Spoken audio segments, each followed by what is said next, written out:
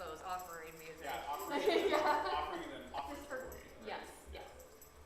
30, 10:23. I know, I was just saying it's a slower Sunday. Yeah.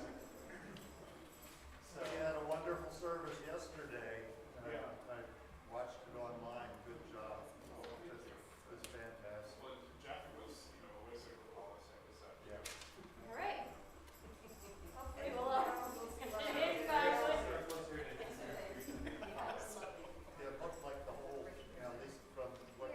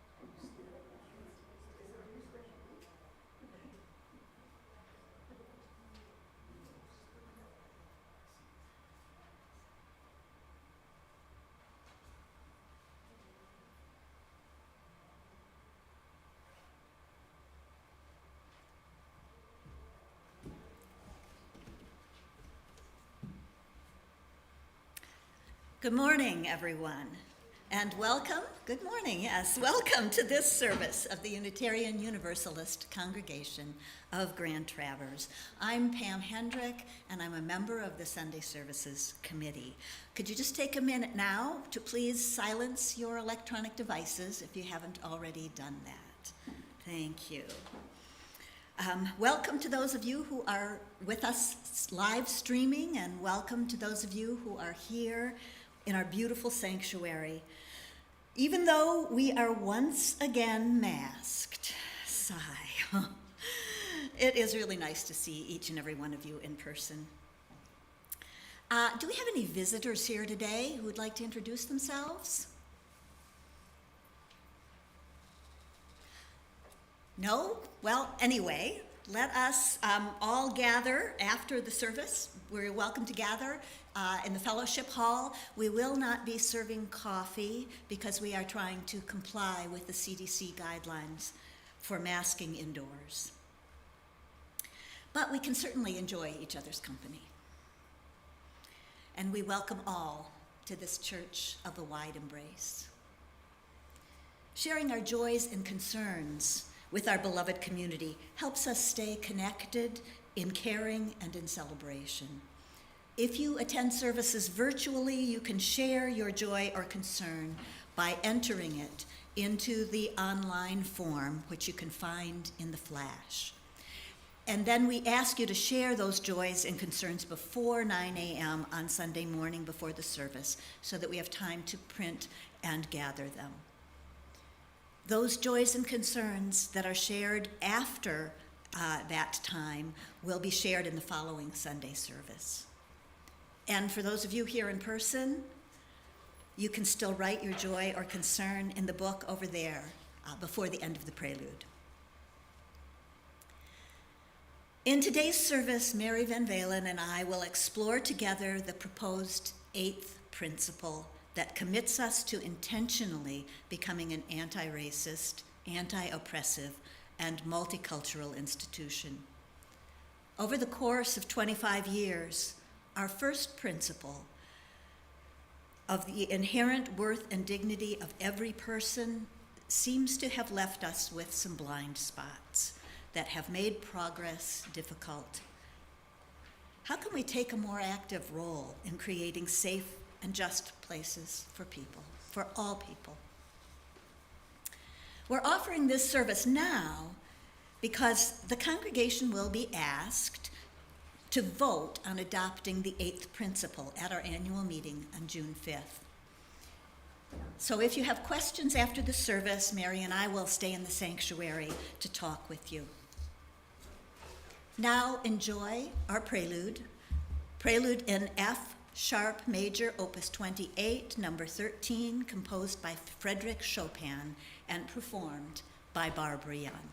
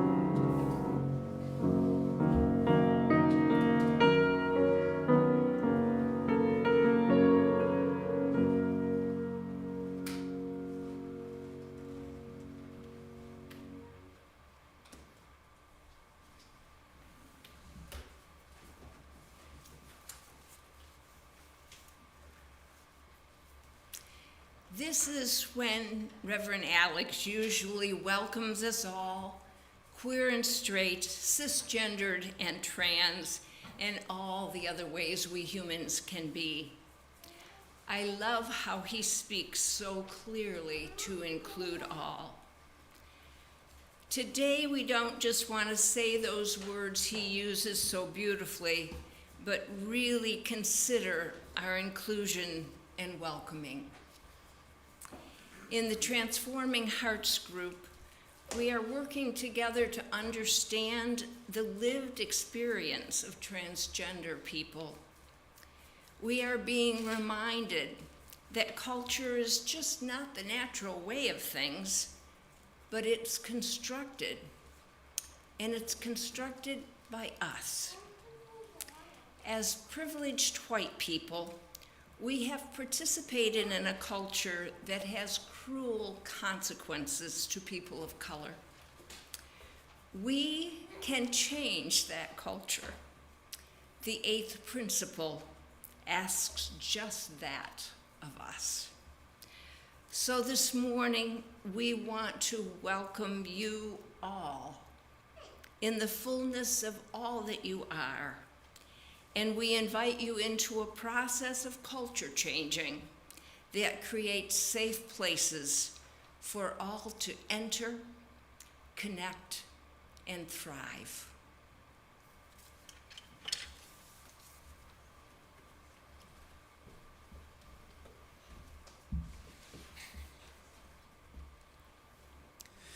So as we enter into this time together, our weekly practice is to acknowledge the land on which we live and gather, recognizing the indigenous peoples that lived on these lands for generations and centuries before violence and colonization. And so we acknowledge this land as the land known to the Anishinaabe as the Kichiwi Kwedong, the place of the Big Bay. We raise the birch bark basket, holding the four sacred medicines of sweetgrass, cedar, sage, and tobacco, not to console ourselves or make ourselves feel better about this past, but instead to remind ourselves to constantly hold space for those who have gone before. And as Unitarian Universalists, it is also our practice to light the Flaming Chalice, the symbol of our faith, a beacon and light that reminds us of the immeasurable worth and dignity found in each human heart. So we join in this chalice lighting with so many other congregations and communities around our country and world on this Sunday as we join in worship. Those of you tuning in online, we also invite you to kindle a flame at home as well, where we kindle ours here. And I will read our chalice lighting words, and Mary has lit our chalice for us. We light the chalice today with a real fire of commitment to bring more justice to our world and even our own denomination. Let this flame kindle in you a renewed sense of empowerment to create a safe and just culture for all. And now we sound our singing bowl, calling us into this sacred time together. I invite you to listen closely to its reverberations as it dissipates into the silence.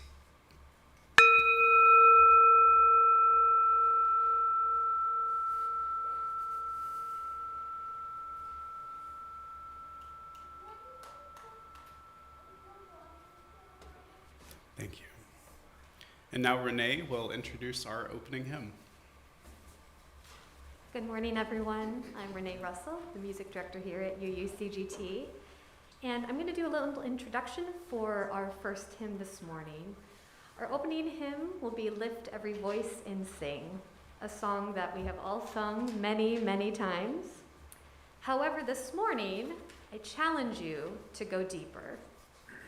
In the words of the Unitarian Universalist Reverend Aisha Ansano, when you sing, lift every voice and sing, do you pay close attention to the words? It's easy on a Sunday morning to open the hymnal and sing along without necessarily processing what we're saying, what the words are saying and what they actually mean, and where they came from. So let's think of these lines. Sing a song full of the faith that the dark past has taught us. Bitter the chastening rod felt in the days when hope unborn had died. We have come over a way that with tears have been watered. We have come treading our path through the blood of the slaughtered. This song deserves to be sung with attention. It is a song that starkly names the horrors and the violence of racism in this country, and it is a song that should make us uncomfortable. Uncomfortable with the history that it calls upon, uncomfortable with the fact that the struggle for racial justice continues and has not come as far as it should by now. So how can anyone sing the words, treading our path through the blood of the slaughtered, without a deep, deep discomfort? So when we sing this song, will you join me in singing with intentionality? Will you join me in the deep discomfort that I will be feeling when I sing those words? Discomfort with the pain and the horror that those refer back to situations and times that we, especially for some of us who are Caucasian descent, can't quite imagine. Will you commit to sitting with your own discomfort, and then will you tap into that discomfort and do something with it? Will you lift your voice and sing until earth and heaven ring with the true harmonies of liberty? So will you please rise as you are willing and able to sing verses 1 and 2 of Lift Every Voice, page 149.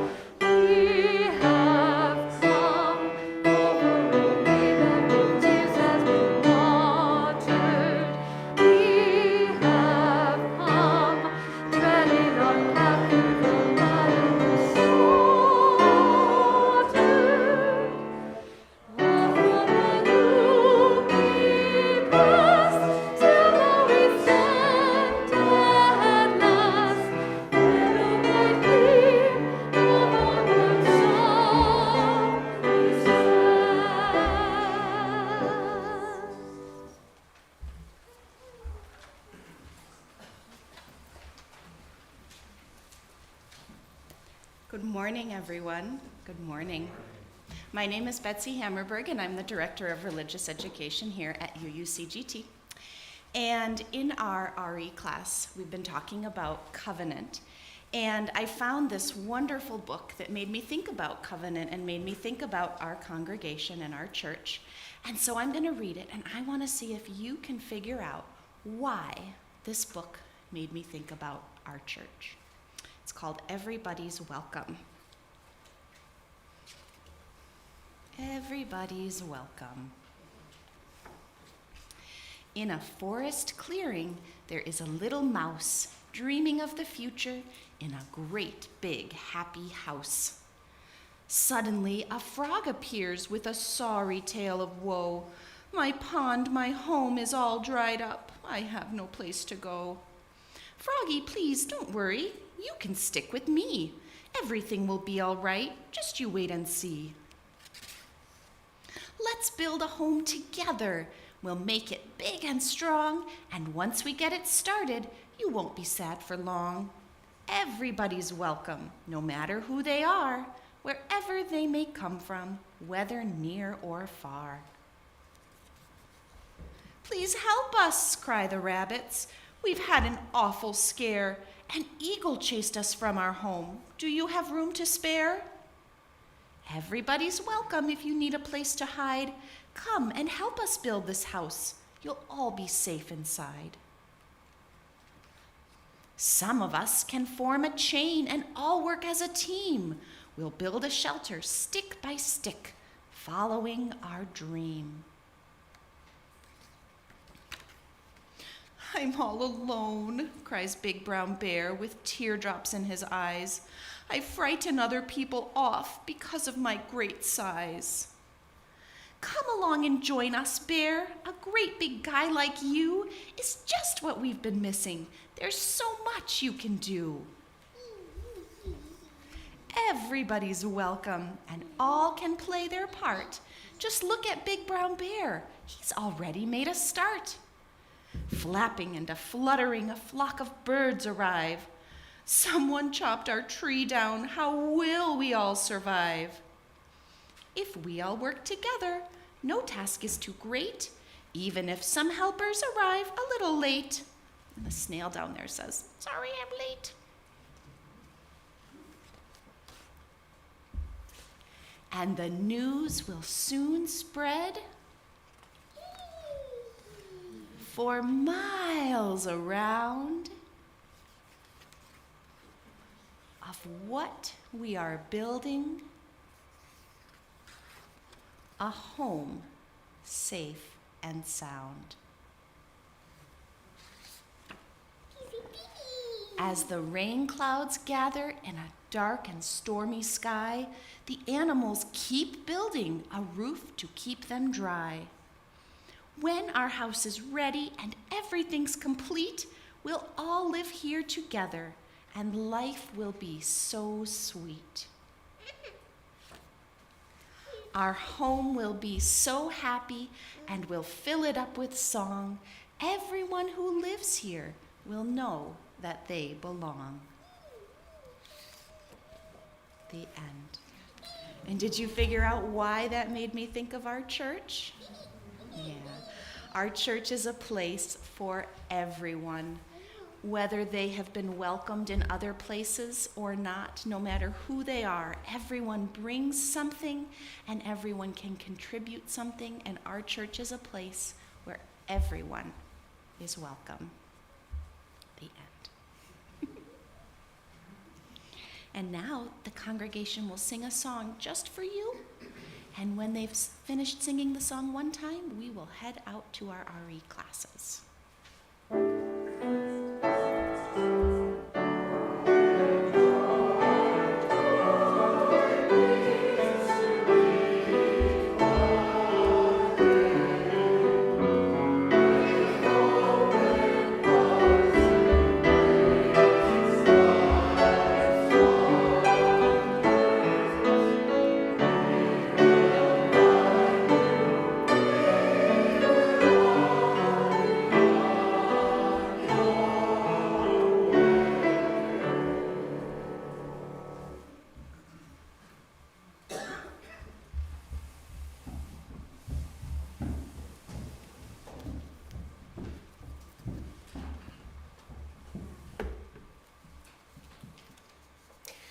We Unitarian Universalists are self-governing and self-sustaining.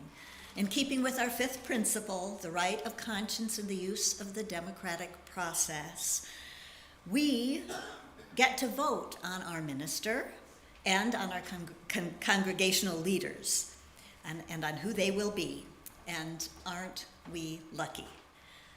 We also are solely responsible for the stewardship of our congregation. No parent organization sends us funds or clergy. Our existence and our presence as a force for good in our community rely on our covenant to contribute what we can of our resources and our talents. And here are some of the ways you can express your generosity. You can mail a check to the congregation. You can visit the UUCGT website. You can use your phone by downloading the Vanco mobile app, and that replaces the Give Plus app. And any of these methods give you the option of designating your gift for the congregation, or for those in need, or to fulfill your annual pledge.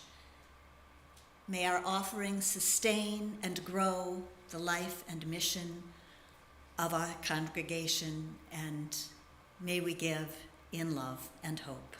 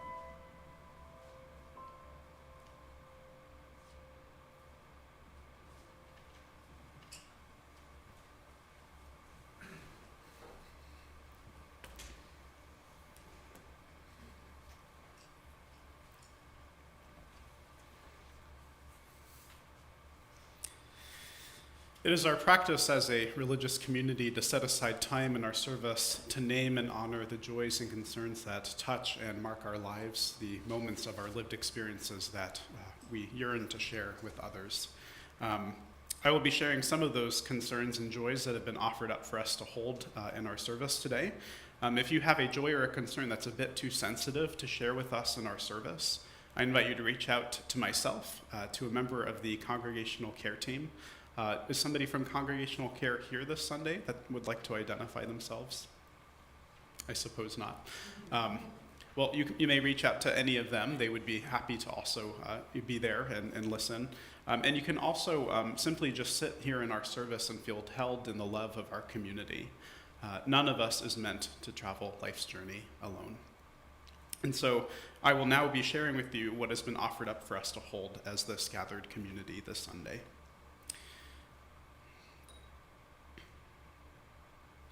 We have a candle of concern from Cindy Edmondson. Please send healing thoughts to my brother, Dan. He suffered a heart attack on his way to the protest yesterday. Luckily, the EMTs were there and he is recovering at Munson. So we light this candle for Dan.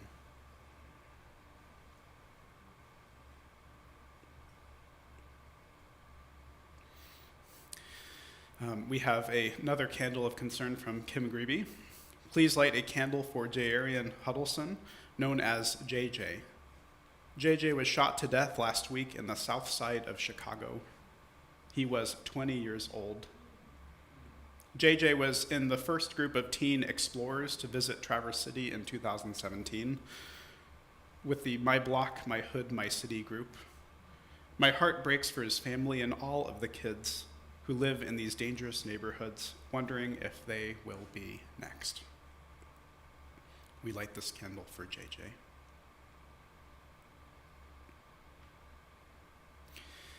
And now we light a final candle for all of the joys and concerns that remain in the silence of our heart, but are not forgotten.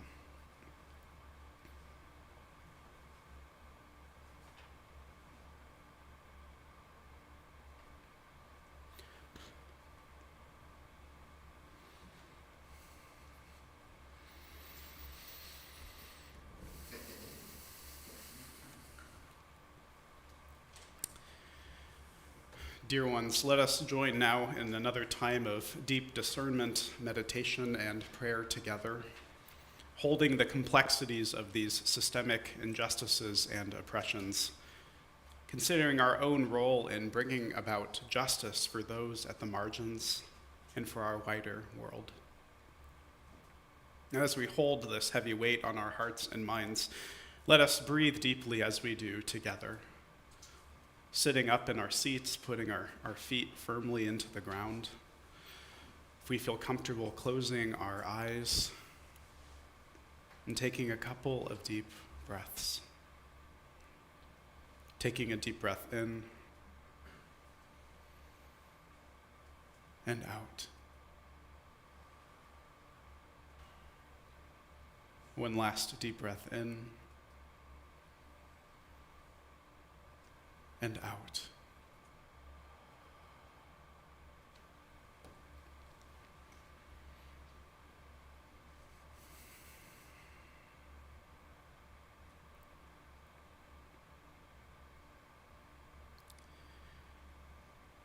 The work will never be done in our pursuit of building the beloved community. As we pray now together, we acknowledge that this road and journey is a long one, with a vision that feels far off from our own lived reality now, a reality plagued with oppression and prejudice, a society in which we are not equal with our neighbors, though our faith tells us we are each worthy and imbued with dignity and worth. A reality where this weekend, even in Buffalo, New York, 13 people were shot in what was believed to have been a racially motivated attack. As we join in this prayer, let us hold close the pains facing our own community this morning, this Sunday, holding in prayer Cindy's brother Dan as he recovers at Munson from a heart attack, holding as well JJ in the south side of Chicago and his family in this time of pain and mourning. Yes, our work will never be done if we are to truly create the new world we envision, a world in which justice, equity, and compassion flows as crashing streams. As the eighth principle beckons us, may we pursue the spiritual wholeness that we long for. The communities our principles and values call us to create together. May we be restless on this traveling of the journey. May we be filled knowing that though the work will never be done, we can still make a difference in this life to turn oppressive systems on their heads, to disrupt caste as it operates in our lives, and to turn toward injustice in ways that help us to free not just ourselves, but to liberate also our neighbors. Liberation itself is a communal vision, and our work will never be done. May we never grow complacent in the pursuit of this justice we seek. May it be so, and amen.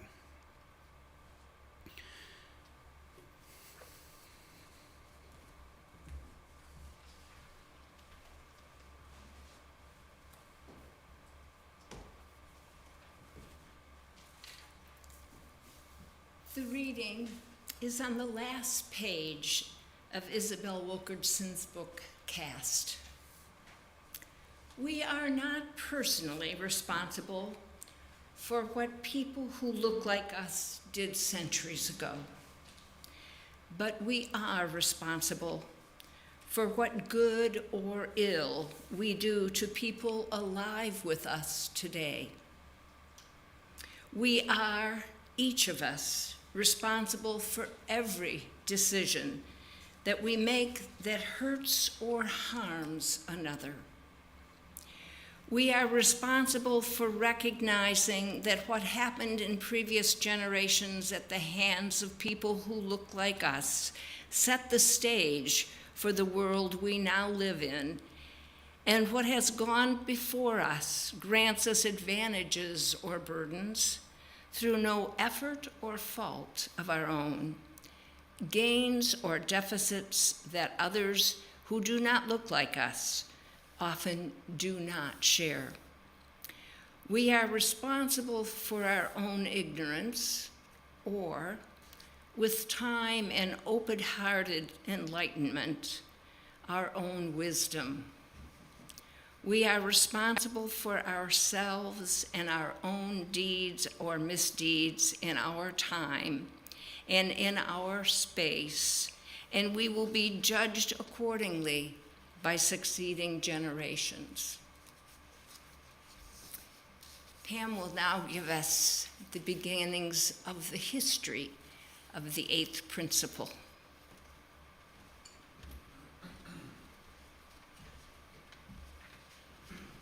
Adopting the eighth principle. Why has it taken so long? Let's go back to 1997. In 1997, the UUA passed a resolution to become an anti-racist, anti-oppression, multicultural organization.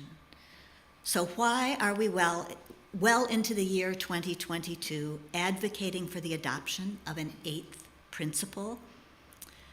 The 1997 resolution was followed by a flurry of programs and grants aimed at achieving that end.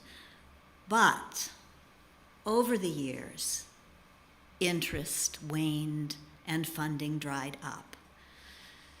How often have we seen that happen? The civil rights movement of the 1960s, followed by a gradual slide back into complacency. And over the following decades, bursts of activism following violent injustices like the murders of Trayvon Martin, Michael Brown, Eric Garner, and others from 2012 to 2014. That all gave birth to the Black Lives Matter movement. That was wonderful, a wonderful beginning.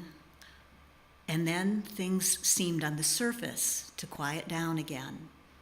And then the unbelievably shocking murder of George Floyd, witnessed on camera in 2020. And just yesterday, the devastating mass shooting in Buffalo. Yes, now Black Lives Matter has gained international recognition.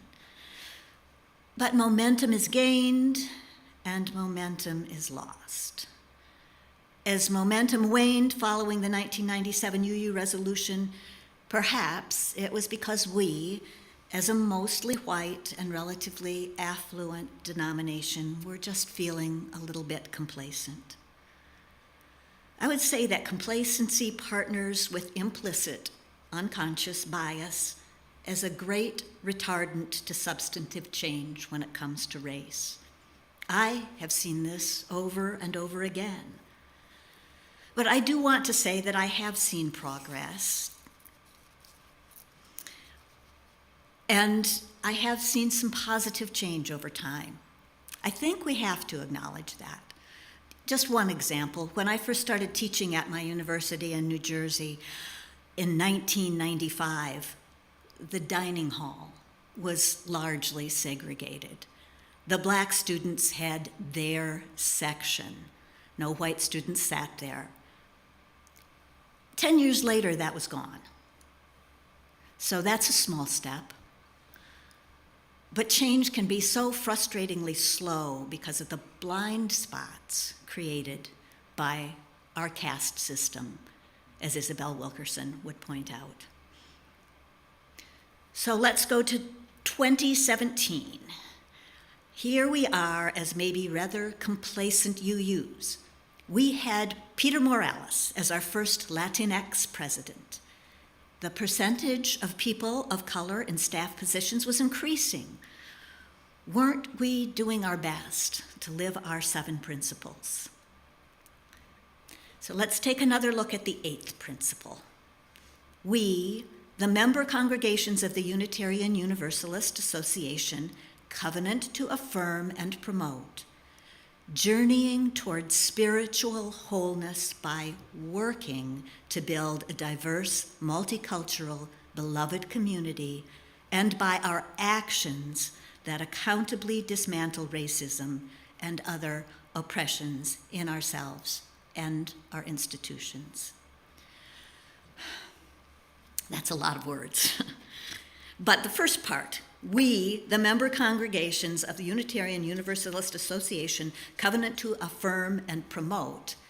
That's the preamble. That's the preamble to all of our other 7 principles. The second part is specifically the 8th principle, journeying toward a spiritual wholeness by working to build a diverse, multicultural, beloved community by our actions that accountably dismantle racism and other oppressions in ourselves and our institutions. That's still a lot of words compared to our other principles. Why? Do we have so many words? Well, we've become very careful around language concerning race and inclusion, and I would argue that that's a good thing. After all, we know how harmful language can be. It was partly language that brought about the crisis in the UU congregations that led to the study group that created the 8th principle. In 2017, there occurred a large rip in the cloak of our complacency, and many of you will remember with sadness the circumstances. The UUA had an opening for an upper-level administrator, and while UUA staff had become more diverse, the top-level administration was still almost all white and male. Well, they hired another white male over a female of color who many felt was at least as qualified. Bitter accusations about white privilege flew on social media, which is never the best place to have a reasoned debate. And in the end, UUA President Peter Morales wrote a letter to UUA staff. It was a passionate letter, arguing that the controversy had gotten out of control. But this letter concluded with language that was seen as particularly problematic to many who felt marginalized and unheard. His last sentence was, I quote, "I wish I were seeing more humility and less self-righteousness, more thoughtfulness and less hysteria." This language took that rip in the cloak of complacency and turned it into a chasm. His suggestion that those who felt marginalized were self-righteous and hysterical caused great pain. Self-righteousness has often been the label thrown at people who are fighting for justice in order to discredit their cause. Hysteria is a term linked to negative gender stereotypes. Women are much more often likely to be called hysterical than men. The word itself derives from the Greek word for uterus. And in the 19th century, it was a medical diagnosis used to explain female emotional extremes. A short time later, Peter Morales resigned. Many of us are still very sad about that. But a study group was formed and work on adopting the 8th principle began. And this was in 2017. So now why has it taken 5 years of work and counting? Well, we can see how important it is to get the language right. And then once the language is right, the addition of an 8th principle will require an amendment to the UUA Bylaws. And here's what the UUA website tells us. Quote, "The process of examining and possibly revising Article 2 of the UUA Bylaws is a scheduled effort of the UUA Board demanded by the bylaws themselves. The Study Commission, who has been charged with making a proposal to the UUA Board in January of 2023, that's this coming January, has tremendous respect for what the Eighth Principle movement has accomplished and is accomplishing within UU communities. More than the language of the Eighth Principle itself, we are moved by the ongoing conversations about what it means to be accountable to each other and how we must, through our actions, take on the work of anti-racism and anti-oppression as an inextricable part of Unitarian Universalist faith. And by the way, Article 2 of the bylaws is where we list our 7 principles and our 6 sources. So it seems that the time is almost at hand for the 8th principle to become part of the UUA bylaws. But in my opinion, the time is now for it to be adopted by UUCGT. As of last year, over 100 congregations have adopted or supported the 8th principle. Our congregation has worked hard in recent years towards the stated goals of the 8th principle. The more congregations support this resolution, the likelier it is to be adopted by the UUA. So let's not be complacent about this. Let's be intentional. And now, please join us in singing "We Are a Gentle, Angry People." We'll sing verses 1, 2, and then back to verse 1.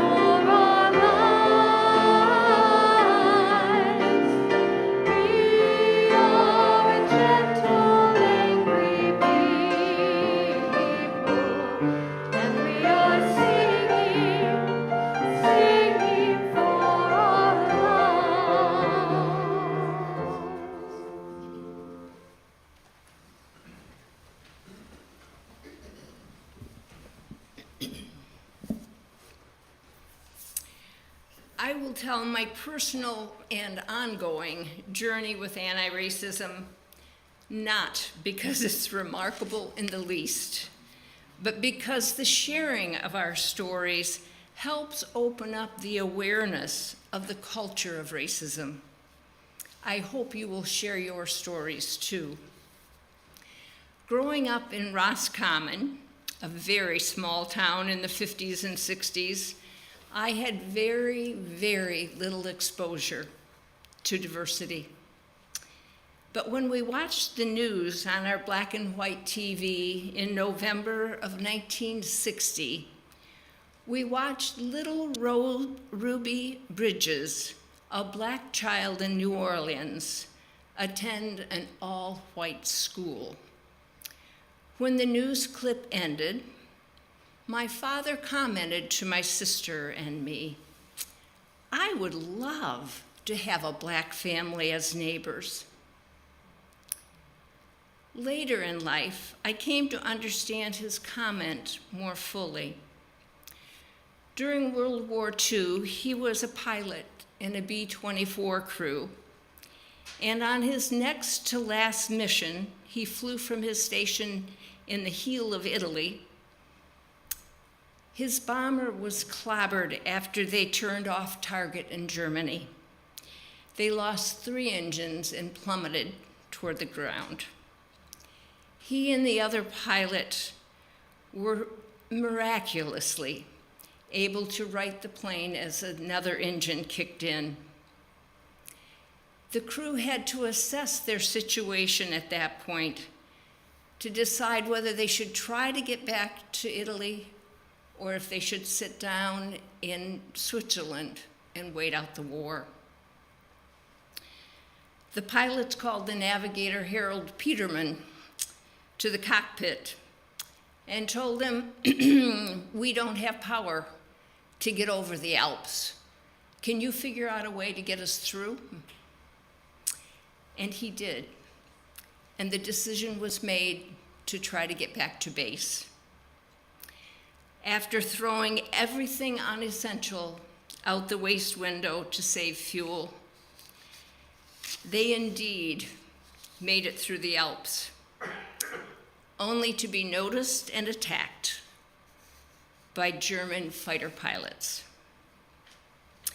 Wonder of wonders, this seemingly ill-fated B-24 was saved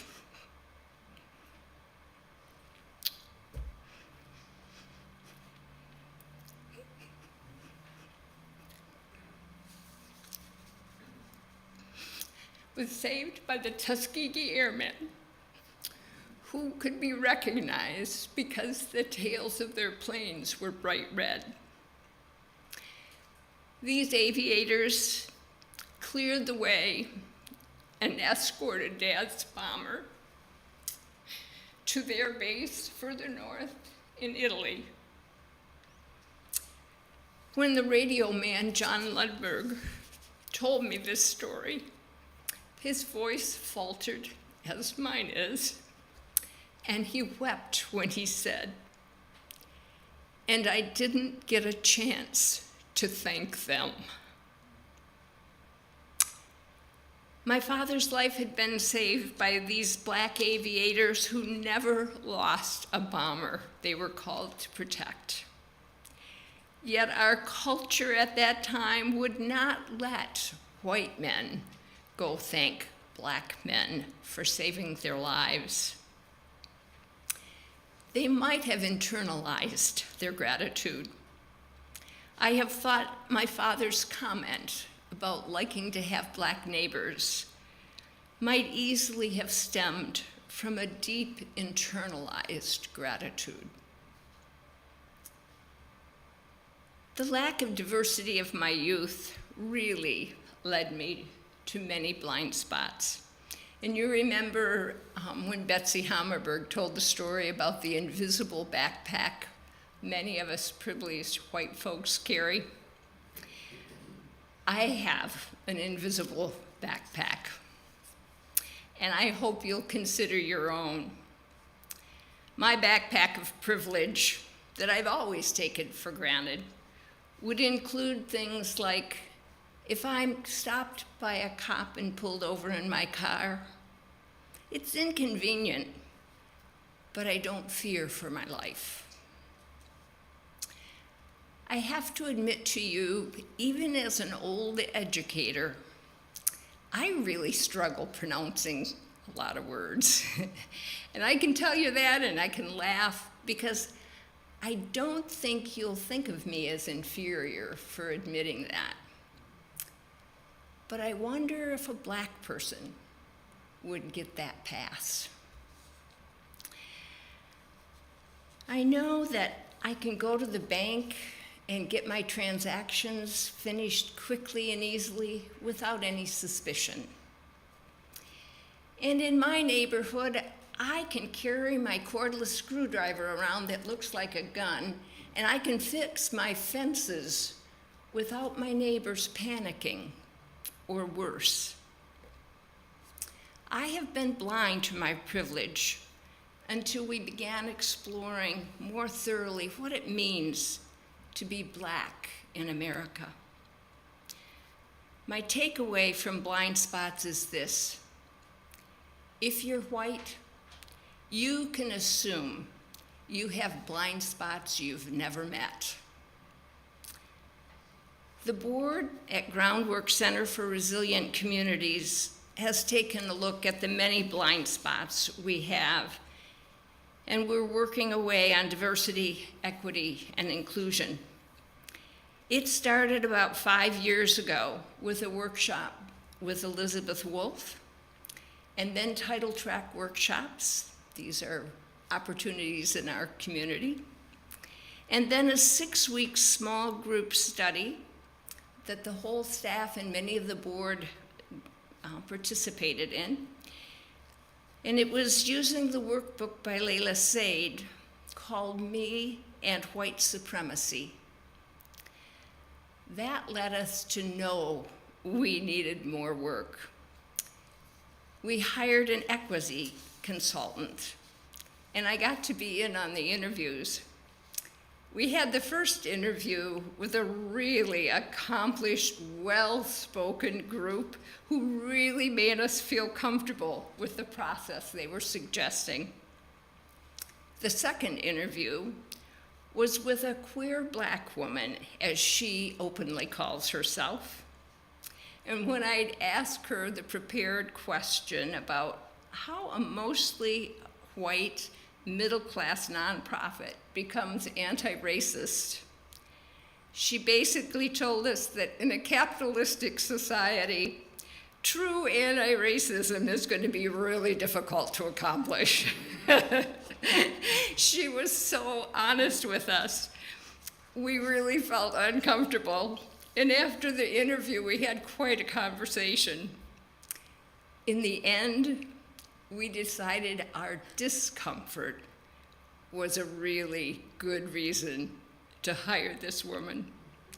We did, and she has been an outstanding leader for us as we dig into anti-racism and anti-oppression work.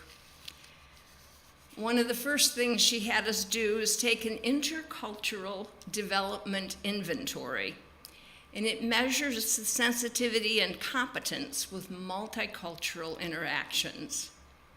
After, she debriefed us individually and as a whole board. As a board, as many organizations end up, we were minimizers. We looked through our own lenses at the world, and we thought our own experience could kind of define what we see out there. And we made big assumptions about everyone else. We were more comfortable thinking we're mostly the same and just didn't see cultural difference as really important. Our consultant described the continuum of intercultural development, and these words have helped me give a vocabulary for assessing racism. The continuum begins with a very monocultural outlook, beginning with denial. There's no racism in this country. And then we move to polarization. Well, if there is racism, it's their fault. That's often where you hear generalizations about work ethic. Then we move to minimalization. We're all so much alike, or I don't even see color. We minimize how someone from another culture may have a very, very different lived experience from our own. Next on the continuum is acceptance. I think many of us UUs are there. We accept that there is racism, that our own blind spots make us complicit, and we work for people of color to have equal rights. Finally, on this continuum is adaptation. As UUs, we've had to have a lot of experience with adaptation. We are a people of many diverse beliefs, and we make adaptations all the time to keep our community welcoming of many faith backgrounds. Right here in our sanctuary, when Reverend Alex talks about God, He keeps the concept open with descriptors like a God of your own making. That's adaptation. When we use our pronouns, we avoid any assumptions about our gender identities. That's adaptation. When we provide parking for people with disabilities, that's adaptation. As we work to be anti-racist, let's aim to move up that continuum so that adaptation is our default setting. And please know it's hard. And often nice liberals are really unaware of our impact of our actions. And here's my humbling part. A recent example was at a committee meeting recently that I chaired. A Black woman was speaking, and a man in leadership kept talking over her and interrupting. It was clearly my role to stop him,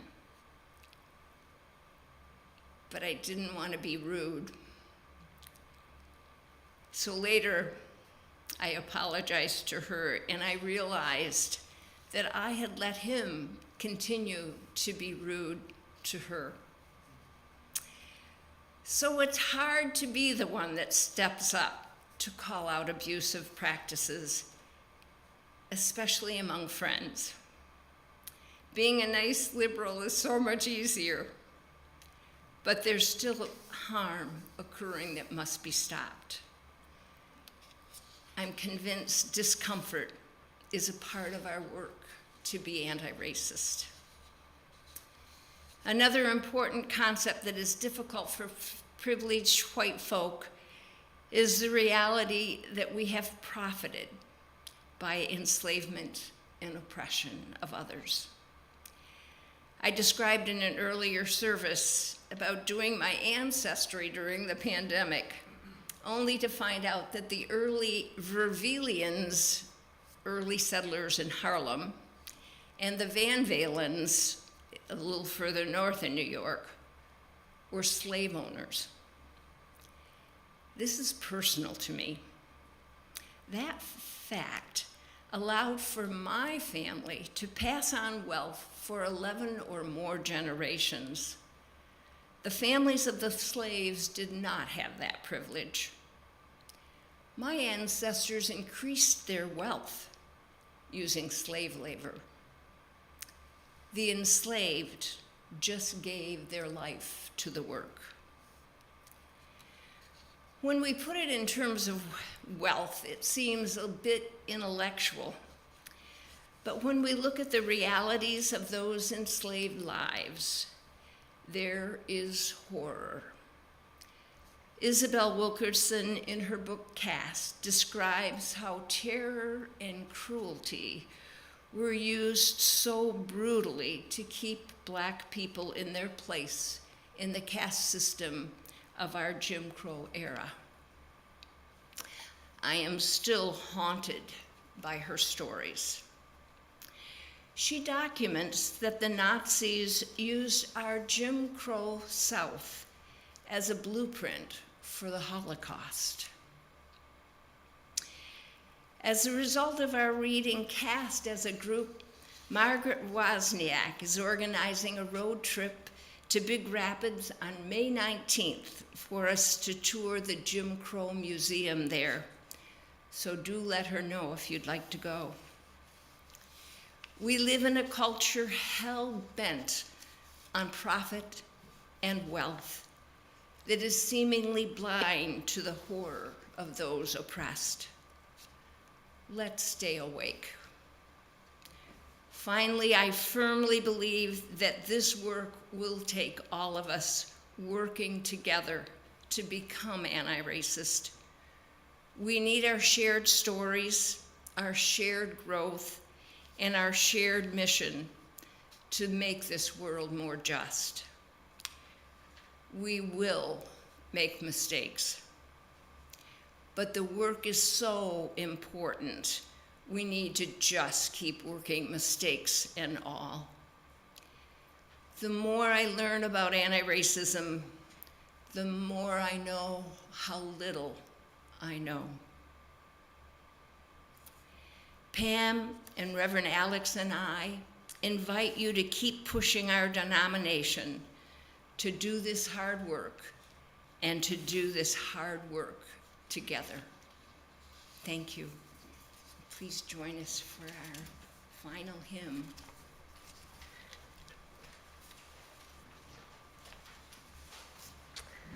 Please rise as you are able and willing, and join me in singing number 1018, Come and Go With Me. We're going to do the first 3 verses.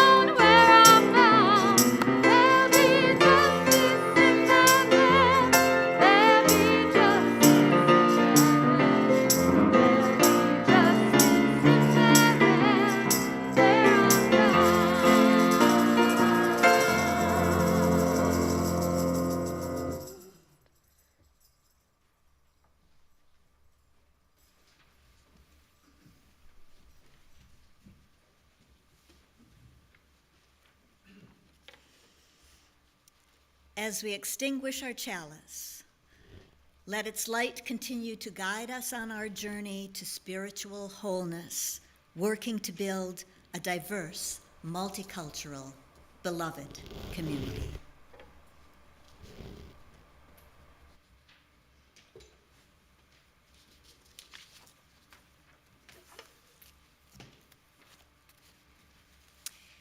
The 3 of us hope that you have reason to embrace the 8th principle and do the uncomfortable and hard work to see racism and to take action to dismantle it. As we do this in our congregations, let's spread that affirming culture to the wider world. Go in peace, grow in justice and love.